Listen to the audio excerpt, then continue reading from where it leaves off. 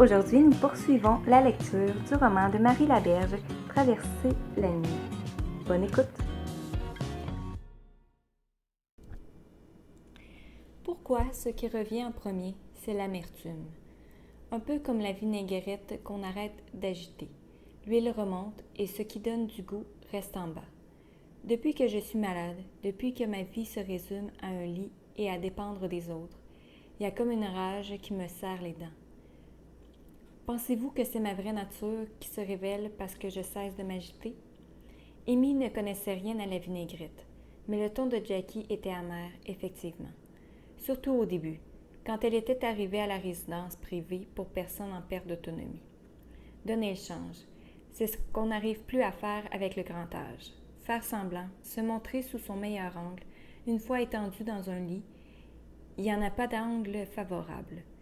Si on savait s'accorder avec ce qu'on est avant d'être obligé d'y faire face, ce serait plus simple de vieillir. Êtes-vous en paix avec vous, Amy? Jackie la faisait sourire avec ses grandes questions existentielles. Elle se gardait bien d'y répondre. Elle n'avait jamais pensé à tout ça de toute façon. Être en paix était une notion aussi étrangère à ses yeux qu'être bien. Ce que je veux vous dire, Amy, c'est que si je vous bouscule, si j'ai l'air dur, il faut me le dire et ne pas vous laisser faire. Brassez ma vinaigrette que mon bon fond remonte. Amy n'avait jamais dit à qui que ce soit qu'il était trop dur ou bousculant, même quand c'était le cas. Elle n'allait certainement pas commencer avec une personne malade dont elle avait la responsabilité. Dans son esprit, sa tâche était de faciliter la vie des autres, des soignants, des patients et même des visiteurs. On pouvait la malmener, exiger, réclamer ou même bouder. Amy estimait tout permis puisque pour la première fois de sa vie, elle avait un travail qu'elle aimait. Sans aucun papier officiel, elle semblait convenir grâce à son habileté et à sa maniaquerie de la propreté. Elle ne demandait rien d'autre. Pourquoi vous souriez? La vinaigrette? C'est la vinaigrette que vous trouvez drôle? C'est vous. Vous n'êtes pas dur. Vous êtes juste fâché d'être obligé de demander. C'est avec ces mots, précisément, que l'amitié de Jackie était née. Remonter le plateau demande autant d'énergie à Amy qu'une grosse journée de travail. Elle n'a plus aucune force, la grippe a dévoré toutes ses réserves. Quand elle évoque son désir de payer pour tous les repas que Mme Pépin lui a généreusement offerts, celle-ci ne veut même pas en entendre parler. Elle n'est pas à la dernière extrémité. Une soupe, une pâte et des toasts. Elle peut affronter ce genre de frais sans crever son budget. Vous savez, ce qui me ferait vraiment plaisir, c'est qu'on aille à l'hôpital, toutes les deux, pour voir si vos poumons sont guéris. Une radio, ça fait pas de mal, et ça me rassurerait. Non. Merci, mais non. Vous avez peur des hôpitaux? Non. Ça vous inquiète pas de tousser autant et si creux? Non, ça va mieux. Beaucoup mieux. Merci. Ce qui constitue la phrase la plus longue qu'elle peut dire sans se remettre à tousser. Raymonde Pépin a l'élégance de ne pas insister. Elle soulève sa tasse de thé. Bonne année, Amy. Devant l'air ahuri de sa pensionnaire, elle lui rappelle que la nouvelle année est arrivée et qu'elles en sont au premier matin du premier jour depuis quelques heures maintenant. Amy balbutie un « bonne année » et se lève pour redescendre. « Attendez, restez là, j'ai quelque chose pour vous. » Si elle avait des forces, Amy aurait pris la poudre d'escampette avant le retour de Mme Pépin. Elle lui tend un petit oiseau rouge, un de ceux qui étaient sous l'arbre. J'ai cru remarquer que ma crèche avec les oiseaux vous intéressait. J'en ai plusieurs. On n'arrête pas de m'en offrir depuis des années. Celui-là est vraiment petit, il ne vous embarrassera pas pour vous tenir compagnie. Je pense que c'est un cardinal ou une femelle parce qu'elle est moins rouge. Un roselin pourpré. Ah oui? Vous connaissez ça? Amy tient le petit oiseau avec délicatesse. C'est si léger, si beau. Comment cette femme a-t-elle pu deviner ce qu'elle-même ignorait? Cette toute petite chose lui fait monter les larmes aux yeux. Elle tousse la gorge nouée. J'ai appris. Il y a longtemps, j'ai pas oublié. Ce qu'on apprend petit, ça reste. Gardez-le, s'il vous plaît. Je suis bien contente d'avoir trouvé ce qui vous ferait plaisir. Pourquoi? Je veux dire, vous avez fait beaucoup pour moi. Pourquoi me faire plaisir en plus? Je sais pas trop. Mais si vous saviez comment me faire plaisir, vous le feriez pas? Si c'était à l'hôpital, non. Leur rire est encore interrompu par la toux. C'est un enfant de la famille Mengui qui l'avait surprise en train d'arracher des carottes de leur carré de jardin. Il l'avait traitée de marmotte et elle s'était sauvée avec son butin alors qu'il lui tirait dessus avec sa carabine à plomb. Depuis quelques semaines, ce jardin était son garde-manger. Elle venait à la nuit tombée et ramassait ce qu'elle pouvait, en vitesse. Le reste, elle le volait ou le ramassait dans les poubelles. Elle fouillait surtout pour trouver des vêtements, l'uniforme étant une des premières choses à jeter. Tellement de filles avaient été ramenées à l'orphelinat par des gens qui reconnaissaient les fugueuses à leurs vêtements. Amy se souvenait de Marie-Madeleine, qui était trop stupide pour comprendre ça et qui s'était sauvée 4 fois sans succès. Elle pleurait tellement fort le soir qu'elle les empêchait de dormir. Sa première idée s'était avérée la bonne. Rester enveloppée dans son manteau et marcher très loin, très longtemps, avant de s'arrêter. Ne pas céder à la fatigue, à la faim ou à l'inquiétude. Ne pas céder, point. Aller tout droit, sans tourner en rond, et se cacher dès qu'une voiture arrivait. Elle avait pris des réserves de pain, et elle mangeait peu pour pouvoir aller le plus loin possible avant de s'arrêter. Elle le faisait seulement quand elle était certaine que personne alentour ne risquait de la voir. Au début, sa chance avait été de trouver une cabane dans le bois, délabrée, abandonnée, mais avec un toit. C'est là qu'elle avait enfin pu dormir et reprendre des forces, et réfléchir. La meilleure façon de passer inaperçue était encore de se fondre là où beaucoup de monde s'agitait. Pour ne pas être remarqué, il fallait améliorer son apparence. Se laver était simple, se vêtir plus compliqué, jusqu'à ce qu'elle fasse ses courses de nuit, non plus dans les poubelles, mais sur les cordes à linge où les gens laissaient leurs trésors sécher. Elle avait pris soin de diversifier les cordes à linge pour ne pas priver la même personne de tous ses effets. Au bout de quelques semaines, elle s'estimait enfin à l'abri d'une quelconque poursuite, puisqu'aucune autorité ne trouvait raisonnable de perdre du temps à la chercher au-delà de ce délai. Elle n'avait aucune importance et cette conviction, pour une fois, devenait agréable. Après l'épisode de la carabine, elle avait repris la route, pressée de s'éloigner d'une éventuelle accusation, pour vol cette fois. Ses 13 ans ne paraissaient pas, toute enfance l'ayant désertée depuis longtemps. Elle prétendait 16 à qui le demandait et sa poitrine, viens me montrer si ça pousse, que c'est joli, un cadeau de Dieu. Ne la démentait pas. Elle évitait les églises, le clergé et les religieux sous toutes ses formes. Elle observait longuement avant d'avancer et de demander quelque chose. Pour jauger si l'endroit et la personne étaient sécuritaires, elle demandait un chemin qu'elle connaissait. Le cimetière, à côté de l'église, ma belle, à 5 minutes d'ici. Tu tournes à gauche en sortant. Il n'y a pas de funérailles ce matin. As-tu perdu quelqu'un? Ou t'es perdu? L'école des Grandes? Mais pourquoi tu la cherches? Tu devrais y être depuis longtemps. D'où tu viens? C'est quoi ton nom? Voilà le genre de questions qu'elle fuyait rapidement. Un jour qu'elle lisait le tableau d'affichage à la petite épicerie dépanneur, la dame à la caisse l'observait. Elle avait fait ses preuves, déjà en demeurant très discrète à avoir donné ses indications.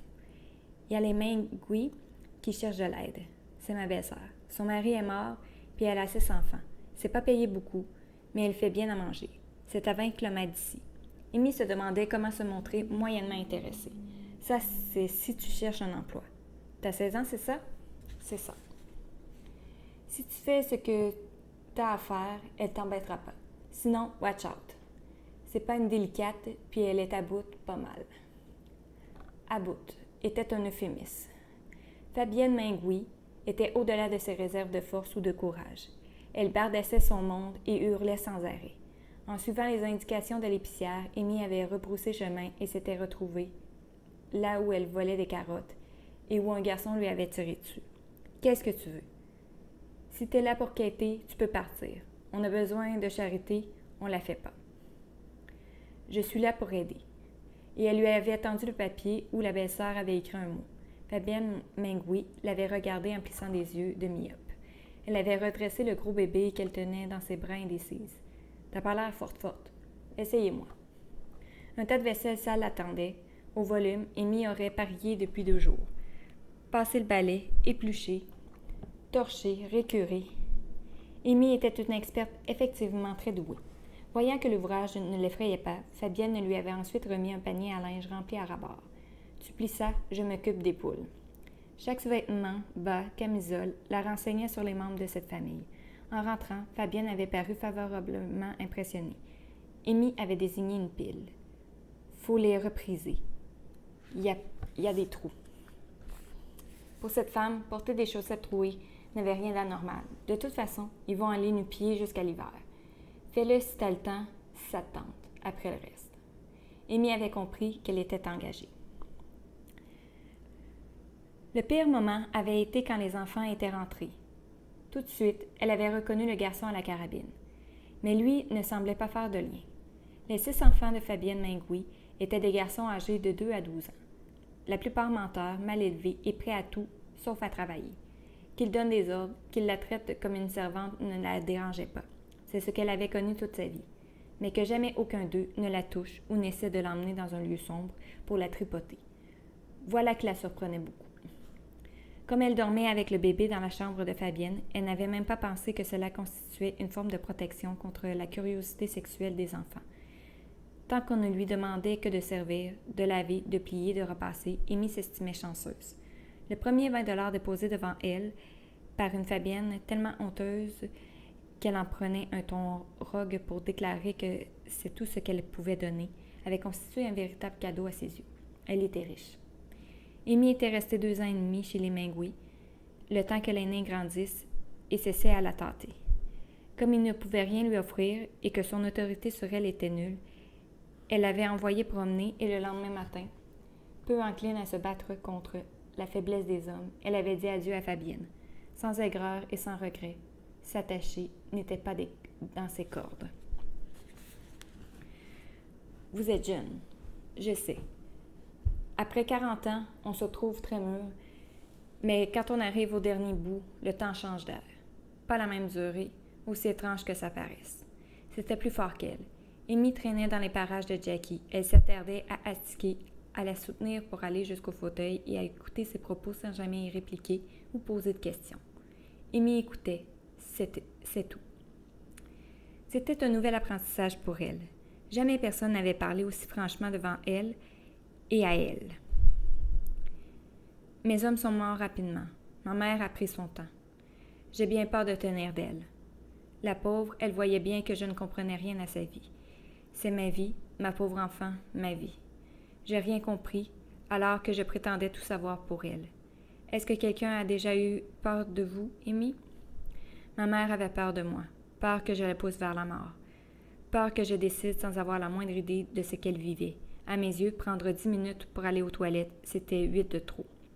Au sien, c'était le temps que ça lui prenait. J'avais rien qu'une idée en tête, qu'elle se dépêche d'en finir, puisqu'elle n'avait plus de vitesse que je résumais à plus de vie. Plus de réflexe, plus de plaisir. On se pense tellement fin quand on est fort. Quand les jambes nous manquent, on perd pas sa tête pour autant. Porter une couche, c'est pas le dernier degré de l'abjection, contrairement à ce que je pensais. Pourquoi ce n'est pas dégradant à vos yeux de jeune femme? Je ne le sais pas. Mais c'est quelque chose de précieux de ne pas être méprisé pour des besoins, somme toute, naturels. Vous ne méprisez jamais personne, vous. Vous savez pourquoi? Quand Jackie se mettait à réfléchir à son propos, Amy trouvait qu'elle avait autre chose à régler et elle allait à ses affaires. Jackie avait vite saisi que, pour la garder près d'elle, mieux valait éviter de la questionner sur elle-même. Quand elle est morte, j'avoue que j'ai poussé un soupir de soulagement. Je pensais qu'elle était enfin libérée. C'est moi qui l'étais. Évidemment, ça ne se dit pas. On prétend qu'on le sent pour l'autre. Ça prendrait beaucoup d'honnêteté pour dire « Je t'aime bien, mais tu m'exaspères à gruger mon temps avec ton ralentissement.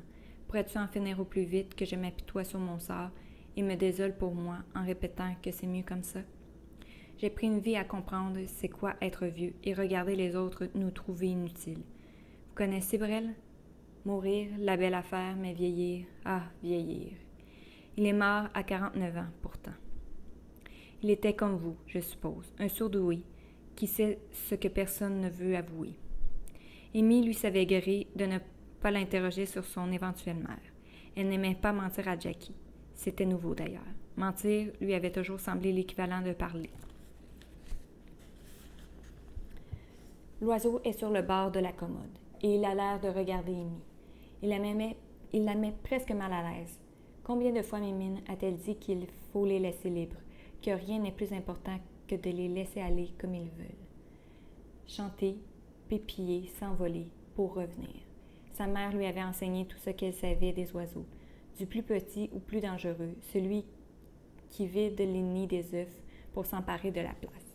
Mimine avait presque l'air d'un oiseau quand elle en parlait. Sa NECA lui manquait atrocement. Au petit matin, quand Amy lui chuchotait qu'elle devait partir, regagner son lit pour ne pas être punie, Mimine se levait et allait à la fenêtre écouter les oiseaux et lui dire lequel c'était. Quelquefois, elle le savait avant qu'il chante, au seul froissement des ailes. Mimine possédait une ouïe hors du commun. L'été, quand elle était dehors, elle repérait les sons bien avant qu'Amy les entende. Elle disait que quand un oiseau chantait, c'était sa mère qui lui parlait. Elle pouvait imiter n'importe quel oiseau. Mimine connaissait par cœur ce langage et elle le lui avait montré. Écoute mieux, c'est facile quand t'écoutes. À ces rares moments, l'ordre entre elles deux s'inversait. Mimine devenait la mère et Amy l'apprenti. Alors que Mimine était plus âgée, son entrée au pensionnat et les privations de toutes sortes, dont celle de sa mère en priorité, avaient ralenti sa croissance. Elle paraissait à peine plus grande qu'Amy. Mimine avait éprouvé durement le choc de la séparation. Pour Amy, le seul choc était de comprendre qu'il y avait eu avant le pensionnat, pour la plupart des enfants, que tout le monde n'était pas né de rien, du péché, de la fange, sans père et sans mère, sorti du néant pour être désigné l'incarnation de Satan. Mimine était un ange de Dieu à ses yeux, et la miséricorde prenait vie dans la consolation qu'elle partageait. À la mort de Mimine, le plus difficile était d'entendre les oiseaux sans pouvoir décoder ce que Mimine lui chuchotait à travers eux. Son apprentissage n'avait pas duré assez longtemps. Elle entendait, mais ne comprenait pas. Pourquoi il fallait se contenter du chant des oiseaux alors que Mimine était tellement mieux? Ce n'est que plus tard, beaucoup plus tard, qu'elle y avait trouvé du réconfort. Quand elle avait accepté que Mimine avait fait ce qu'elle avait pu et qu'elle n'en pouvait plus, ce n'était pas sa protection qui était insuffisante, c'était cet endroit sombre, humide, inhumain, que même les oiseaux fuyaient, qui avait triomphé. À la ferme des Mingouis, une fois sa tâche bien circonscrite, Amy avait enfin pu relâcher sa vigilance. Debout à l'aurore, le bébé endormi contre elle, elle avait pu écouter les oiseaux célébrer le jour et en être éblouie, comme si elle sortait enfin d'un couloir où les sons avaient été absents, comme si sa surdité prenait fin, comme si, enfin, Mimine lui parlait un langage qu'elle comprenait. Certains matins, le seul cri enjoué du chardonneret soulevait la chape de chagrin qui l'accablait. C'est au bras de Raymonde qu'elle fait ses premiers pas dehors. La neige est là, même si le froid est endurable. Elle rentre après 20 minutes et Amy est déjà épuisée et frustrée de l'être. Raymonde l'encourage avec humour. Dans une semaine, vous aurez récupéré et vous pourrez vous sauver. Profitons de ce qu'on a d'ici là. On a vu pire que cette cuisine, non? Oui, elle a vu pire. Le thé est devenu un rituel agréable avec cette femme généreuse. Amy n'a pas la furieuse envie de fuir qui l'a longtemps habitée. Si je ne partais pas, faudrait que je fasse quelque chose. Madame Pépin prend une gorgée de thé et laisse passer un peu de temps, au cas où son invité aurait envie d'élaborer. Finalement, elle murmure « Vous voulez dire autre chose que des biscuits pour les réfugiés? » Elle aime faire sourire Amy. À chaque fois, cela ressemble à une victoire. Elle ignore pourquoi. Comme elle ignore pourquoi l'avenir de cette femme lui tient à cœur. Elle ne cherche pas. Les grands débats intérieurs ne sont pas pour elle. Ça devrait se trouver. Vous n'êtes pas pressé? Riche de tous les gages économisés chez Fabienne Mingouis, Amy avait eu le temps de faire un bout de chemin avant de trouver un nouvel emploi.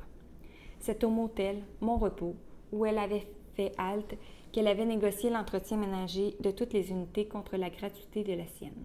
Du coup, le standing de l'endroit avait grimpé d'un bon cran, la propreté, chère à Amy, n'ayant pas été jusque-là une priorité pour le gérant. Elle ne croisait que rarement les clients, son travail commençait quand ils partaient. Un jour, elle finissait son ménage quand un homme jeune à l'air d'un cow-boy, pour une annonce de cigarette, lui avait offert de rester un peu boire une bière, le temps de piquer une jase. Ça s'était terminé par un « reste donc » très autoritaire, suivi d'une attaque très ciblée et passablement rapide. Le sang avait surpris le cow-boy autant qu'Amy. C'était donc ça que le prêtre avait protégé avec tant d'inventivité en usant de tous les autres orifices de son corps pendant des années. Elle avait profité de la surprise déconcertée de cet encombrant client. « Christ est vierge ?» pour décamper. Le pourboire trouvé dans le motel le lendemain était à la hauteur de l'importance que ces hommes accordaient à la virginité d'une femme.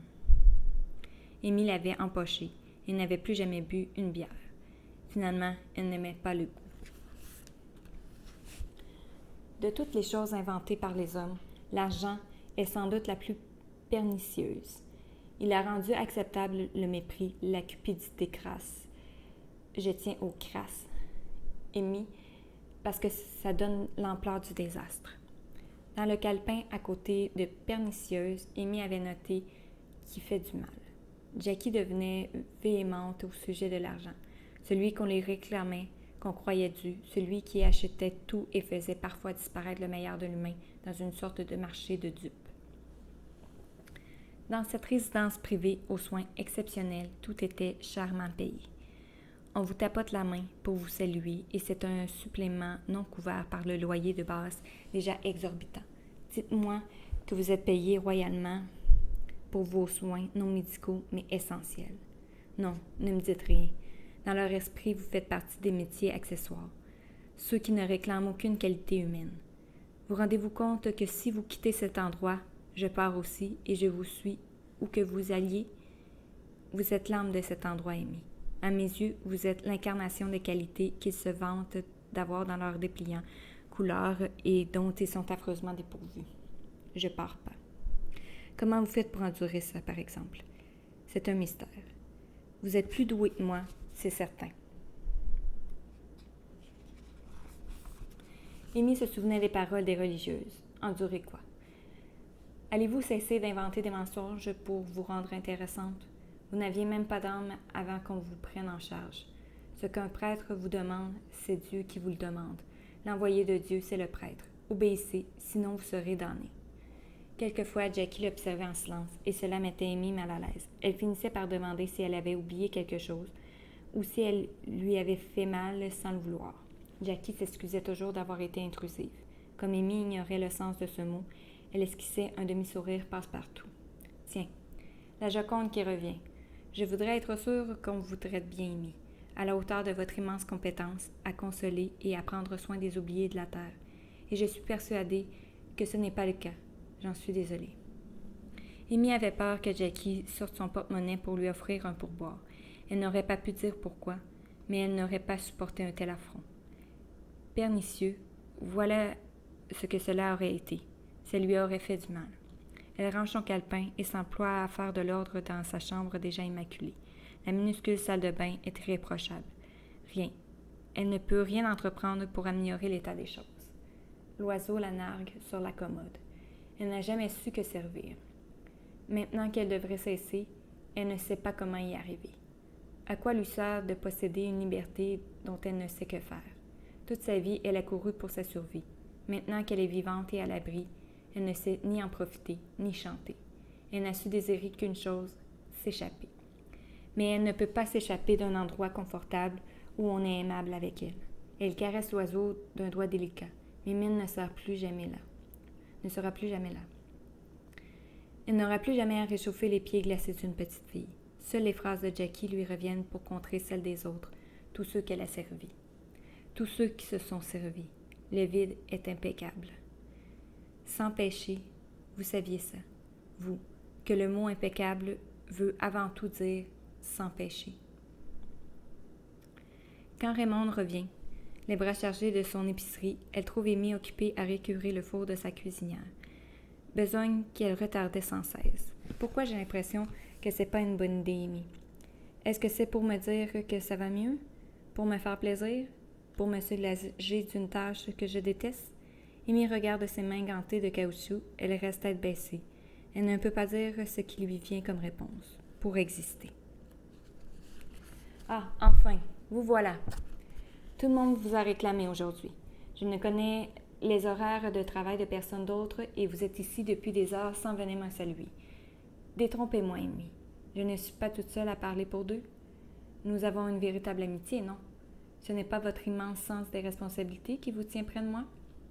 Elle se démenait pour faire un ménage convenable, alors que Jackie ne souhaitait qu'une chose, qu'elle s'assoie, qu'elle la regarde, et que son monologue devienne une conversation. Elle avait beau répéter que c'était une journée débordée, Jackie l'avait espéré trop longtemps pour se satisfaire de ce lieu commun. Vous cachez quoi, Amy? Vous êtes fâchée? Non.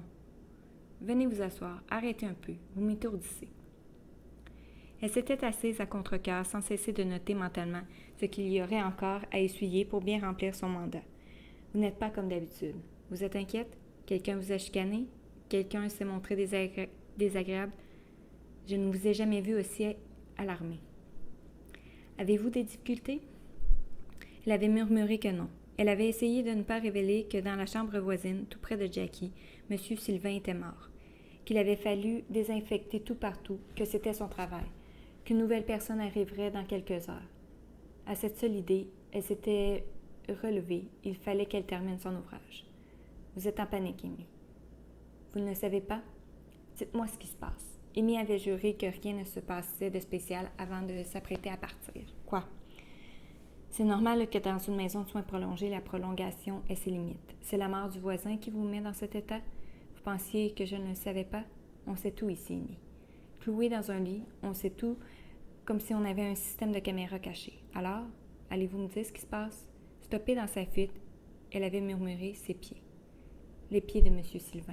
Jackie fronçait les sourcils, attendant une suite éclairante. Ils ont mis une étiquette. On aurait dit un prix. Son prix. Jackie ne voyait pas bien le problème. Elle avait expliqué que c'était plutôt une identification, pas un prix. Pour Dieu? Pour qu'il sache à qui il a affaire? Ou l'envoyer? Jackie n'avait pas cédé à l'ironie qui lui venait. Non, Amy. Pas pour Dieu. Certainement pas. Amy avait mis un certain temps à la croire, en proie à un grand débat intérieur. En 13 ans d'institution, elle avait vu beaucoup de corps d'enfants exposés en chapelle. Pieds nus, mains croisées sur le chapelet. Personne, jamais, pas un seul enfant n'avait été identifié, ni pour Dieu, ni pour les hommes. Venez ici, Amy. Écoutez-moi, je vous jure que Dieu s'en fiche de l'étiquette, que jamais personne ne sera rejeté à cause de ça. Si vous croyez en Dieu, vous savez bien que personne n'a besoin de prouver sa valeur devant lui. Vous croyez en Dieu? Non. Ah bon. Alors, qu'est-ce qui vous inquiète? Ceux qui croient, les autres qui meurent en pensant à Dieu. Oui? Si ils n'ont pas d'étiquette, si on les retrouve même pas. Oui? Ils sont où? Qui? Les enfants morts. Ils sont où? Au cimetière et avec Dieu, si c'est leur foi, non? Pas dans le cimetière, en tout cas. Personne n'avait d'étiquette. On n'a retrouvé personne. S'ils sont morts, Amy, ils sont avec Dieu. Je pensais jamais dire une chose pareille, mais s'ils croyaient, ils sont avec Dieu. Il n'y a aucune raison de s'en faire. Je suis certaine que Dieu est en mesure de retrouver qui il veut, quand il veut. Pas dans le carré des limbes, pas dans l'enfer des apostats, pas les impies. Seigneur, vous croyez à la méchanceté de Dieu, Amy? À son esprit de vengeance? Oui. C'est dit sur un ton posé sans révolte aucune, comme une évidence admise. Jackie voudrait bien secouer la personne qui a inventé de telles atrocités pour l'âme errante des apostats, pour n'importe quel homme. Je ne peux pas parler pour Dieu, Amy. Je ne sais pas qui vous avez cherché sans jamais trouver sa trace, mais ça ne ressemble pas du tout à Dieu, ça. Ça ressemble aux hommes, et pas aux meilleurs. Si Dieu existe, il a beaucoup plus d'allure que les hommes qui le représentent. Avec ou sans étiquette aux pieds, je vous jure que Dieu a trouvé votre ami. Vous êtes sûre? Certaine. Et on ne peut pas m'accuser d'avoir une confiance aveugle en Dieu. Vous me dites de qui il s'agit? Amy recule presque à l'idée de confier le nom de Mimine. Elle hoche la tête, murmure un merci et veut s'enfuir. Jackie attrape sa main pour la retenir. Attendez. Tout ce qu'on vous a dit sur Dieu pour vous faire peur ou vous faire obéir, c'était pas l'esprit de Dieu. Même le pape n'a pas le droit de vous dire ça. Les morts sans étiquette sont seulement des morts négligés par les hommes, pas par des dieux. Pas par Dieu. Il n'y a pas d'enfer, Amy. En tout cas, pas une fois mort. Ici-bas, par contre, il y a un enfer. et il est géré par les hommes, pas par Dieu. Ça, Amy le croyait sans peine. Le canard est parti. L'enclave de la rivière où il se tenait est gelée. La neige recouvre chaque banc, comme des fantômes assis là pour l'empêcher de reprendre sa place. Ça fait longtemps qu'Amy ne s'est pas aventurée jusqu'au parc. Tout est si figé, pris dans la glace et la neige. Il fait un froid de canard, justement. Et elle se dit qu'il s'est enfui à sa place, vers d'autres cieux, plus chauds, plus beaux. Elle ne sait pas ce qui la fait rester, la fatigue ou le peu d'importance qu'elle accorde à l'endroit où elle vit. Elle n'est pas certaine de vivre vraiment. En tout cas, pas au sens de Raymond Pépin, qui a des étincelles dans les yeux à la seule perspective d'une partie de domino. Même Jackie serait fascinée par cette belle énergie joyeuse que dégage Raymond. Qu'est-ce qu'on doit aux morts? C'est la question qui taraude Amy depuis qu'elle s'est entendue éclater de rire avec sa protectrice. Pas que Jackie en aurait pris ombrage, pas que quiconque lui ait jamais intimé l'ordre de célébrer l'âme des morts en évitant d'être vivante. Mais si ceux qui ont de l'importance ne sont plus là, leur importance demeure, non? Amy ne sait pas. Et quand elle ne sait pas, elle ne bouge pas. Tout ce qu'elle savait, elle l'a fait. Quitter tout et repartir. Après, elle a toujours laissé les hasards de la vie décider pour elle. À force d'éviter de désirer ou d'espérer, il y a un ressort qui s'est rouillé. Elle ne sait plus aller vers la vie. Elle sait fuir la vie qu'elle déteste. Elle ne sait pas imaginer ou dessiner une autre vie. Elle aussi, elle est un canard. Sauf qu'elle a les pieds pris dans la glace, n'ayant pas eu l'esprit de bouger avant le gel. Elle aimerait que Jackie soit là pour l'aider à discerner ce qu'il faut faire. Le calepin est trop mince pour contenir toutes les réponses à ces questions. Vous êtes pleine d'affection pour l'affliction, Amy. Vous comprenez tout, excusez tout. Un jour, à force d'endosser le malheur du monde, vous deviendrez un malheur pour vous-même. Elle sait que Jackie a raison. Elle sait qu'elle marche main dans la main avec la désespérance. Elle s'est longtemps demandé si naître inu, comme Mimine, plutôt que de parents inconnus, aurait été plus facile à vivre. Mais puisque Mimine était morte d'avoir été éloignée des siens, la réponse devait être non. On est probablement mieux de ne pas avoir de siens. D'un autre côté, tenir les pieds glacés de Mimine depuis 45 ans n'arrive pas à donner un sens ou de la joie à sa vie non plus. Ça fait longtemps que Mimine est un oiseau qui s'enfuit loin du gel, de la neige et des mauvais vents. C'est elle qui est restée au froid, les mains vides et le cœur lourd. Mimine ne lui demande peut-être plus rien.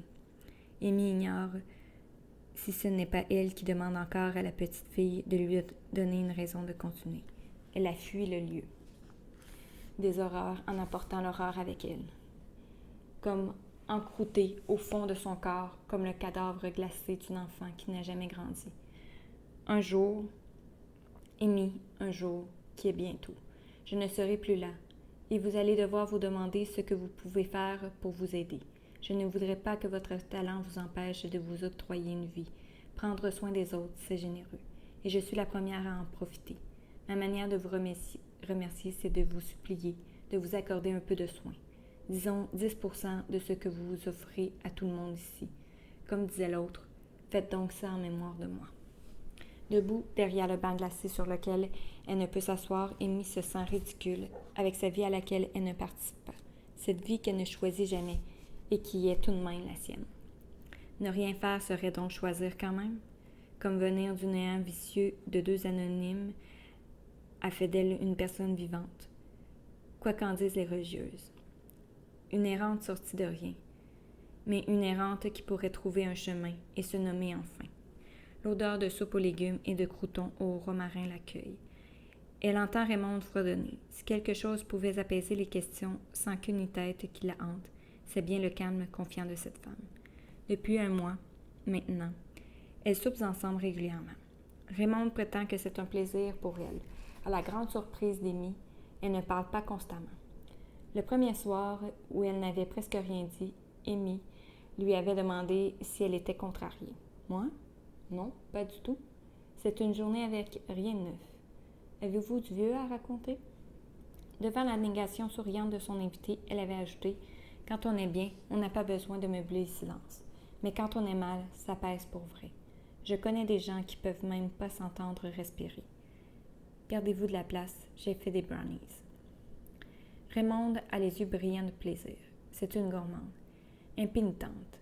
Comme elle l'avoue sans rechigner, elle ferme les yeux de volupté en laissant la pâtisserie fondre dans sa bouche. Jamais Amy n'a été témoin d'une telle félicité consentie. La narine frémissante, Raymond ouvre les yeux et lui indique le morceau devant elle. « Allez-y, ça goûte le ciel. » Amy ne sait rien du ciel, mais ce gâteau et le plaisir partagé, c'est sûrement prendre soin de soi. Le motel avait perdu sa responsable de l'entretien ménager quelques années plus tard, mais Amy était restée comme cliente. Le snack bar, chez Tony, l'avait prise à l'essai et encore une fois, son dévouement et sa tolérance aux conditions de travail ardues avaient constitué des atouts majeurs. En peu de temps, elle était devenue la référence du lieu, la serveuse qui n'oubliait jamais un nom ou une préférence. Celle qui, sans être souriante, accueillait le client avec respect, si ce n'est déférence, puisqu'aucun jugement sur l'autre ne l'effleurait. Les habitués adoraient lui raconter leur vie. Elle écoutait en nettoyant le comptoir ou la plaque de cuisson. Elle hochait la tête d'un air entendu, comme si elle comprenait leur tracas ou même leur joie. Aucun de ces récits ne l'affectait. C'était son métier, voilà tout. Elle servait des assiettes plantureuses, mais elle grignotait au bout du comptoir en sirotant un thé foncé et amer. Elle écoutait leurs histoires et se lavait le soir en laissant couler leurs récits comme l'eau sur son corps. Habituellement, quand les hommes devenaient insistants et la fixaient avec des yeux remplis d'appétit d'un autre ordre que ceux qui apaisaient le menu, elle leur tendait la carte plastifiée en disant que tout ce qu'il y avait comme dessert était sur cette liste. Quand ils ne saisissaient pas, elle se sauvait dans la cuisine et Tony, en personne, venait s'occuper du client. Les manières rudes de Tony et sa carrure de lutteur faisaient merveille et, généralement, personne n'insistait. Le troqueur marié, avec qui Amy avait eu une aventure, n'avait pas perdu de temps à essayer de la séduire. Il lui avait donné l'ordre de le rejoindre dans son 10 roues. Amy avait toujours eu du mal à résister à l'autorité. Formée à l'obéissance, elle s'inclinait devant le pouvoir et pour elle, ceux qui réclamaient avec fermeté ou violence détenaient le pouvoir. Ce qu'elle détestait de cette liaison, outre le côté physique, c'était de devoir faire sa journée sans se laver en profondeur. Mais pour rien au monde, elle n'avait invité quelqu'un dans son motel. C'était son refuge, son petit carré à elle. C'était peut-être miteux, mais c'était chez elle. Et à ce titre, l'endroit devenait luxueux. Après des années passées au snack bar, un drame s'était produit. Tony avait été quitté par sa femme. Amy avait essuyé la palette complète des émotions liées à un tel outrage.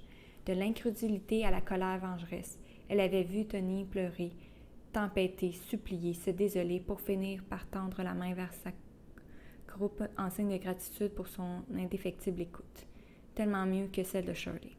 Ce jour-là, coincé, Amy avait temporisé en acceptant de l'embrasser pour le consoler. Tony s'était montré conciliant, mais il ne lâcherait pas sa proie.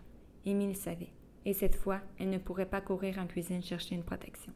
Elle avait plié bagage ce soir-là, en prenant soin de laisser un mot sur le comptoir luisant qu'elle avait si bien astiqué. Merci pour tout. S'il y a une chose qu'elle avait comprise à travers toutes les confidences récoltées en ce lieu, c'est que si s'expliquer est inutile, se justifier l'est encore davantage.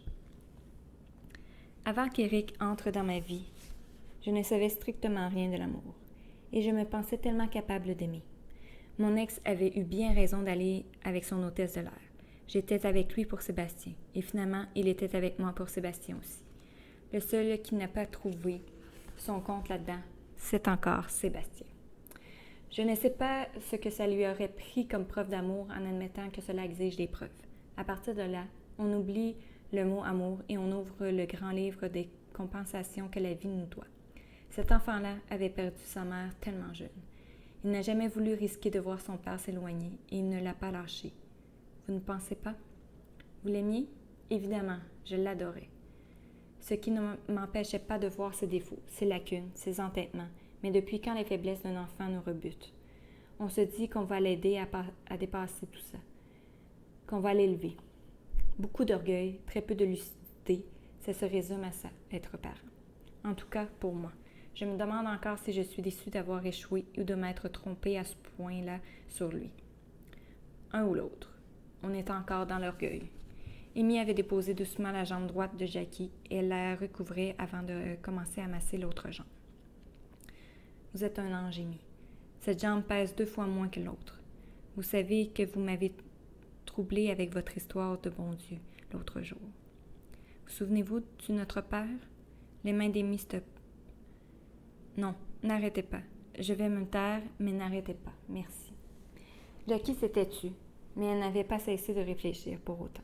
Quand Amy avait déposé sa jambe sous la couverture, elle ne s'attendait pas à ce que Jackie lui récite « Pardonnez-nous nos offenses comme nous pardonnons à ceux qui nous ont offensés. » Ça dit mon âge, ce vouvoiement. Dans mon temps, on n'était pas à tu et à toi avec Dieu. On gardait une distance respectueuse. On faisait très bien, d'ailleurs. J'ai jamais cru que Dieu nous pardonnerait quoi que ce soit. Pas plus que je pardonnerais vraiment. Je suis une vieille femme encore insultée qu'on ait rejeté mon amour, alors que je suis persuadée que l'amour n'a ni prix, ni obligation, ni retour. La reine de la contradiction. Vous pardonnez facilement, vous? Jamais l'idée ne lui était venue. Elle ne se voyait pas en position de pardonner. Dans son esprit, elle n'avait pas ce pouvoir. Elle s'estimait de trop peu d'importance pour être en droit de pardonner à qui que ce soit. Vous faites une drôle de tête. Vous pardonnez ou pas? Je sais pas.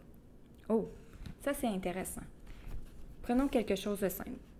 Pardonnez-vous aux administrateurs de ce paradis pourvu de vous traiter en boniche alors que vous incarnez l'humanité de l'endroit? Bon, encore là, je compte. Vous m'aiderez pas, Amy. Vous allez me laisser me débrouiller avec mes questions philosophiques? Amy ramassait le gel de lavande et agitait la main gentiment en murmurant une bonne nuit, plein de douceur. Le lendemain à peine était-elle entrée dans la chambre que Jackie reprenait là où la conversation s'était interrompue. Vous savez quoi? On se fiche bien de pardonner à Dieu ou même à ceux qui nous ont offensés. C'est à nous-mêmes qu'on n'arrive pas à pardonner, à notre profonde incompétence. Quand Eric est mort, j'aurais voulu mourir. Je ne voulais pas rester derrière, lui survivre. Si je n'étais pas capable de le garder vivant, alors je ne méritais ni de vivre, ni d'être heureuse. J'ai sombré. Et je voulais sombrer. Ce n'était pas normal, vous comprenez? Ça faisait seulement 8 ans qu'on était ensemble. Il avait réussi à rendre ma vie follement belle, ma vie, mon corps, même follement parfait. Alors que je n'avais jamais cru que ce genre de choses pouvait m'arriver. Pas de conflit, pas de tiraillement entre nous, juste du rire, de la complicité, de l'extase. Et oui, de l'extase. Je ne lui ai pas voulu de mourir, mais je m'en suis tellement voulu de ne pas réussir à le garder en vie. Je peux calculer le coefficient de résistance des matériaux, la charge de dynamite pour faire reculer une montagne, mais je ne pouvais pas le garder, le sauver, l'empêcher de mourir. Je me suis haïe de rester en vie et je hais la vie de s'accrocher à moi alors qu'elle l'avait fui. Maintenant que mon heure arrive dans cet endroit minable, maintenant que la vie glisse et s'en va, vous savez à quoi je pense? Qu'il tenait ma main en mourant, que j'étais là, que je respirais à son rythme, que mes yeux ne le quittaient pas, et que je n'aurais rien, ni regard ni main. On ne devrait pas laisser les gens mourir seuls. C'est une des grandes cruautés de notre époque. Je ne dis pas de faire semblant d'aimer les agonisants, mais être là, vraiment là, pour cet instant difficile. En silence, mais avec un regard aimable à quitter. Remarquez que ce serait beaucoup exigé d'une société qui laisse crever des immigrants en mer ou qui les retourne chez eux sous prétexte d'illégalité. Une société qui ne peut nommer 3 pays où des enfants sont affamés, où des civils sont tués par des tyrans qui protègent leur fortune et leur pouvoir, ou juste une société incapable de fournir de l'eau potable et des soins de base à tous ses citoyens. On n'est même plus foutu de s'en scandaliser, imaginez. Avant qu'on se bouge, il va falloir tellement de cadavres, de gens morts seuls, désertés, inintéressants, des infortunés alors que la fortune est tout ce qui nous intéresse. Le profit, le plus petit, le plus insignifiant, ça fait bouger des mains. Un vieux qui meurt, c'est dans l'ordre des choses. Un enfant qui meurt de faim, c'est trop loin. Un Atikamekw qui s'empoisonne au mercure, c'est la pollution. On a toujours des raisons de ne pas bouger, de ne pas crier, de ne rien changer. Et on finit tout seul dans un lit en espérant que la porte s'ouvre une dernière fois sur un être humain, qui nous sauvera de notre propre inconscience. Vous savez quoi, Amy? On ne paye pas une main pour prendre la nôtre à notre dernière heure. Parce que si on la paye, Il ne sera là que pour saisir le pactole et accessoirement notre main qui le tient. Il y a toujours un Sébastien prêt à courir, saisir la main qui tient l'argent. Était-ce pour faire cesser ce discours affreux? Était-ce par compassion pour l'extrême solitude que ces mots exposaient sans gêne? Amy s'était approchée de Jackie et elle avait posé sa main dans la sienne en la regardant dans les yeux. La promesse n'était pas formulée, mais le geste était exceptionnel et Jackie ne s'y était pas trompée. « Merci. J'ai passé la nuit à m'en faire. C'est évident que je ramollis. » On a une réunion du comité d'accueil aux réfugiés. Vous voulez venir voir de quoi ça a l'air? Vous n'aurez pas le droit de vote, mais je pense que ça vous dérange. Je ne pense pas que ça vous dérange. Je vous présenterai comme observatrice, en leur rappelant que vous avez fait les biscuits. Amy ne voit pas trop ce qu'elle irait faire là, mais puisque Raymond veut lui montrer l'objet de son bénévolat et qu'elle a l'air d'y tenir, elle accepte. Les églises la rebutent. Elle s'y sent mal depuis toujours. Le sous-sol est semblable à toutes les salles paroissiales, poussiéreux, et rendu écho à cause des planchers de terrazzo, sur lesquels les pattes de métal des chaises grincent désagréablement. Assise légèrement à l'arrière du cercle des membres du comité, Amy écoute à peine ce qui se dit. Elle est trop habillée, elle a chaud, elle a l'impression de manquer d'air. Elle dénoue son écharpe grise et dégage son cou quand une main se pose sur son épaule et l'étreint. Elle sursaute violemment et se retourne sans entendre les mots qui accompagnent le geste. La vue de la soutane et du surplis la révulse. Elle se lève en émettant un foulement aussi menaçant qu'apeuré. Elle s'enfuit en laissant derrière elle une assemblée stupéfaite et un prêtre ahuri. Elle marche tellement vite que son cœur cogne dans sa gorge. Elle ne veut pas qu'on la rattrape. Elle peut aller très loin sans se retourner.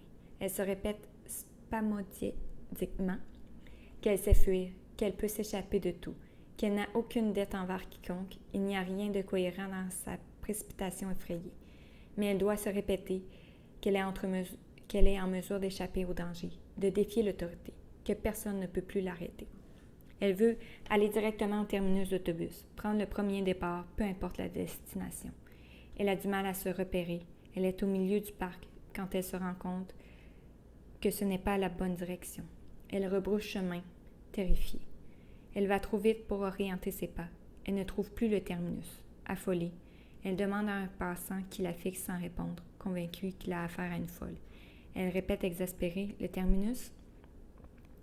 et elle est certaine de ne pouvoir se fier au « par là » vague qui lui jette avant de s'éloigner à toute vitesse. Amy presse le pas. Le soir tombe vite en hiver. Elle voudrait être à l'abri avant la nuit, avant la noirceur.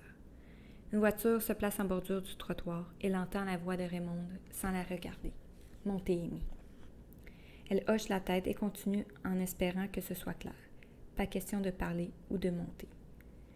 Quand elle n'entend plus le moteur, elle comprend qu'elle a gagné une manche et que Raymond n'insistera pas. Elle ne se retourne même pas pour vérifier. Arrivée à un croisement, elle entend des pas et fait vivement volte-face. Raymond est là, quelques mètres plus loin, à pied, essoufflé. Elle a ce geste d'encouragement à continuer de sa main gantée, comme pour indiquer qu'elle ne doit pas se soucier d'elle, qu'elle est pratiquement incognito, qu'elle ne veut pas déranger. C'est ce geste précipité qui stoppe Amy. Qu'est-ce qu'elle fait là, si ce n'est pas pour l'arrêter, la freiner?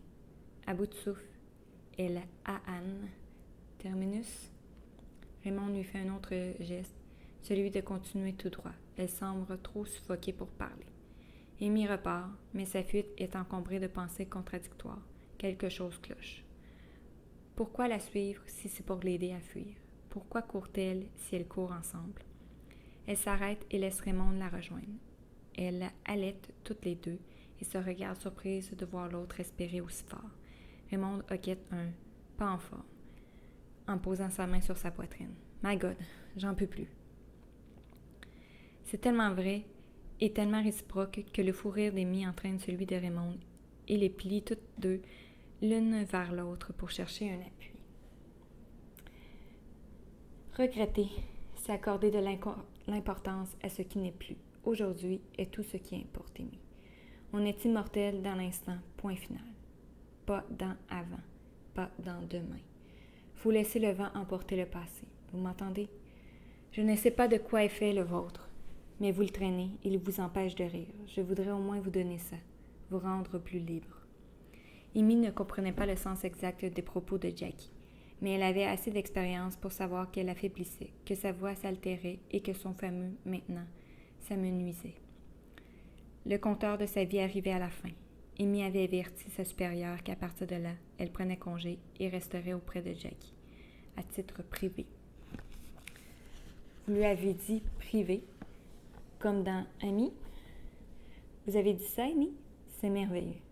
Amy ne voyait rien de bien remarquable dans son attitude puisque Jackie lui avait demandé d'être sa personne en cas d'urgence, depuis longtemps. L'été régnait et la chaleur intense de la chambre n'était remuée que par un ventilateur qui émanait une sorte de soupir plaintif à chaque oscillation.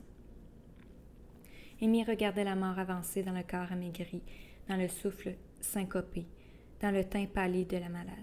Elle posait des débarbouillettes fraîches sur son front brûlant, humectait ses lèvres desséchées. Elle ne laissait personne la remplacer et surveillait de près ce qu'on lui administrait. Épuisée, Jackie ouvrait les yeux de temps en temps et la voyant, elle souriait. Ses mots étaient chuchotés et Amy devait se pencher pour les saisir. Pardonner est plus facile qu'on pense. N'attendez pas. Amy notait ses paroles dans le calepin parce qu'elle était dans l'urgence du moment et ne voulait pas perdre de temps à s'arrêter au sens des mots ou à des discussions inutiles. Mais elle voulait garder les réflexions pour plus tard, quand elle pourrait y repenser. Comme si Jackie suivait son raisonnement, elle avait ajouté « Je n'ai pas de formule secrète ou magique, mon ami. J'ai seulement confiance en vous. Promettez-moi une chose. » Tendue vers elle, Amy luttait pour ne pas paniquer, pour rester calme et permettre à Jackie de mourir en paix. Mais elle se sentait au bord de l'abîme. « Débarrassez-vous de tous vos morts, moi y compris. Vous ne devez rien aux morts, Amy. À personne. Rien. » Un long silence avait suivi, puis Jackie avait ouvert les yeux et elle avait vaguement souri en la voyant pencher vers elle. « Vous, à vous, vous devez quelque chose. » Amy entendait à peine. Elle ne saisissait pas ce qu'il y avait de si important et se répétait qu'elle y réfléchirait plus tard. Inquiète du son alarmant de la respiration saccadée, elle avait soulevé le drap pour voir si les pieds de Jackie étaient chauds. Bleutés, de la couleur de la mort en marche, qui saisit le corps par sa base. Elle avait posé ses mains sur les pieds déjà absents et entendu le souffle de Jackie répéter « À vous ». Il était trop tard pour discuter ou promettre. Elle voyait Jackie et entendait Mémine. Elle voyait la femme mûre, vieille, au bout de sa route. Et elle entendait encore la petite fille épuisée qui était morte dans ses bras affolés d'enfant. Elle avait déposé les pieds délicatement, avait mis sa main dans celle de Jackie et murmuré « Je suis là, Jackie. Vous n'êtes pas seule. » Le regard vitreux avait été traversé d'un éclair de reconnaissance, puis s'était éteint, les paupières mi-closes, comme si l'énergie pour les fermer complètement avait manqué. Amy était restée là, la main dans celle de Jackie. Elle attendait que l'air se dépose, que son cœur à elle s'apaise devant le cœur stoppé de la vieille alliée. Dans la chambre étouffante, seul le ventilateur gémissait à intervalles réguliers. Au bout d'un certain temps, par-dessus la rumeur lointaine de la ville, Amy avait entendu un oiseau chanter, un seul, une mésange. À aucun moment, Raymonde ne parle de ce qui s'est passé. Elle ne pose pas de questions, elle n'aborde même pas le sujet de cette course effrénée. Elle regarde Amy se diriger vers sa chambre sans ajouter un mot. Assise sur son lit, enveloppée par l'écharpe grise de Jackie, Amy essaie de décoder ce qu'elle désire, où elle veut aller, ce qu'elle a l'intention de faire maintenant. Elle a encore peur. Elle aura donc toujours peur? Il n'y a pas d'endroit où la peur est absente, parce que la peur habite au fond d'elle. Elle voudrait la déloger, la battre, la tuer sans atteindre les parois de son habitat, puisque c'est son corps. Elle ne veut pas mourir. Elle ne veut pas partir ou courir plus vite que la menace. Elle veut que ça s'arrête. Que ça cesse. Le battement sourd de la peur qui a scandé chaque pas de sa vie, qui l'a menée jusque-là, même dans ses départs, même quand elle est refusée, quand elle s'est battue, la peur dominée. Ce n'est pas pour affirmer quoi que ce soit qu'elle a agi, mais poussée par la peur. la compagne la plus sûre de sa vie, le despote auquel elle s'est soumise en croyant la vaincre. Peur de perdre le peu qu'elle possédait, peur de n'être que ce rien qu'elle se savait pourtant, peur d'être à jamais écrasée de peine, pulvérisée de chagrin, condamnée à expier elle ne sait quel péché. Peur de ne jamais trouver une halte, une oasis, une sorte de paix, même temporaire. Elle ramasse le sac de nylon bleu au fond du tiroir et y place ses maigres possessions. Le calepin est ouvert sur la dernière phrase de Jackie. À vous, vous devez quelque chose. Elle ne voit pas quoi. Elle a fait ce qu'elle a pu, vraiment. La peur a gagné. Elle s'incline. Elle sera une errante à jamais, une sans racines, sans statut, une sans rien qu'on appelle communément moins que rien. Ce n'est pas si grave. C'était mal parti de toute façon. Sœur Marie des Anges lui avait révélé que son nom venait de son ivrogne de mère, le jour où elle avait abandonné le nourrisson fin saoul. En voulant donner son nom, elle avait eu un roux. Au lieu d'Émilie, ça avait donné Amy Burp-Lee. Sœur Marie, la bien nommée, riait aux anges en racontant l'anecdote à qui voulait l'entendre. Le surnom d'Amy au pensionnat était Burp.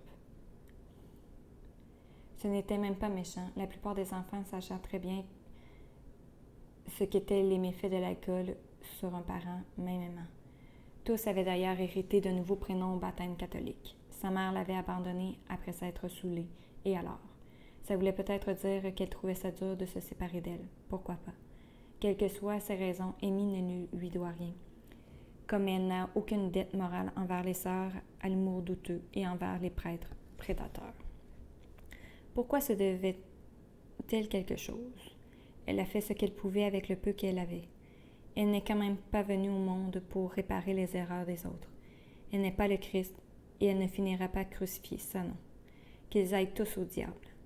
Le tiroir est refermé avec brutalité et le son est répercuté dans le coup frappé à la porte. Raymond est déjà en robe de chambre. Je veux juste vous dire que si vous voulez aller au terminus, je vous y conduirai. J'y tiens. Pourquoi? Son ton est agressif, accusateur. C'est plus fort qu'elle. Elle ne comprend jamais les mobiles des bonnes actions. La bonté la déconcerte. Elle ne s'y fie pas. Raymond sourit, parce qu'on s'entend bien. Vous n'avez pas remarqué? Si elle s'écoutait, Amy répéterait son pourquoi. Elle reste là, démontée par l'attitude bienveillante de Raymond. Elle finit par murmurer « Je ne sais pas quoi faire ». Rien n'a l'air d'inquiéter Raymond, comme si la peur ne faisait pas partie de ses connaissances. Bon, alors attendez de le savoir, c'est tout. Laissez passer le choc. Amy sursaute. Quel choc? Raymond hésite à expliquer son interprétation de ce qui s'est passé. Prudente, elle regarde Amy franchement. Ce qui nous a valu notre marathon. Ce sera ce que ce sera, la surprise, la crainte, un mauvais souvenir, l'odeur du sous-sol d'église. Peu importe. Pas besoin d'être un grand psychologue pour savoir que vous avez eu peur et que vous avez détalé. C'est un bon réflexe, non? Vous pensez? Me semble. Il y aura toujours des champions pour affronter les dangers comme au cinéma, mais disons qu'ici, à Joliette, c'est plutôt partir en courant qui serait d'usage en cas de danger. En tout cas, moi, c'est ce que je ferais. Il y a du thé chaud en haut, venez donc. Ça, Amy peut le prendre, pour l'instant. C'est d'ailleurs la seule chose qu'elle peut accepter. Donc, je m'arrête ici pour aujourd'hui. La suite, la semaine prochaine.